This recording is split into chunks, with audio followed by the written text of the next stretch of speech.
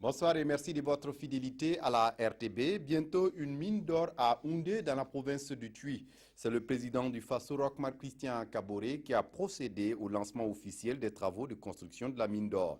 La mine d'or sera exploitée pour une durée de 8 ans et elle va générer environ 1800 emplois, dont 95% dans la seule province du Tuy où est installée la mine d'or.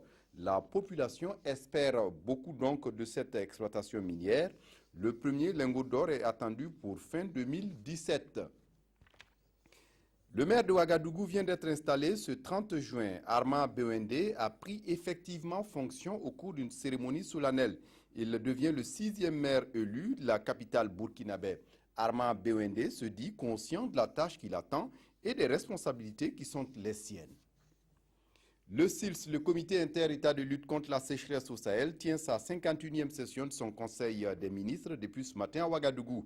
Ce sont des ministres en charge de l'agriculture des 13 pays membres de l'organisation qui sont invités à la rencontre de Ouagadougou pour définir une feuille de route pour le secrétariat exécutif de l'organisation. Ils auront également à connaître de plusieurs dossiers, dont celui de la gomme arabique au Sahel et de la promotion de la pomme de terre. Veille citoyenne pour l'imputabilité politique et à redevabilité socio-économique, la valeur ajoutée des technologies de l'information et de la communication. C'est le thème développé par l'ONG Diaconia pour son colloque Afrique Capacité 2016. C'est une rencontre de 2 jours qui vise le renforcement des capacités d'adaptabilité des organisations de la société civile de la sous-région dans un contexte international en perpétuelle mutation. Et l'accent sera mis sur la veille citoyenne pour consolider davantage la démocratie. Et puis pour terminer, vivre dans les bidonvilles et se sentir mieux, c'est possible et c'est l'objectif du programme participatif d'aménagement piloté par le ministère en charge de l'urbanisme.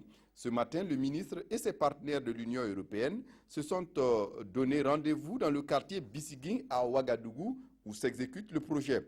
Des réalisations sont en cours, notamment des canalisations d'eau, de pluie, l'électrification à partir du solaire des centres de santé de Bissigui. C'est la fin de cette session d'information. Je vous retrouve à 20 h pour l'édition principale du journal. D'ici là, excellente suite de programmes sur la RTB.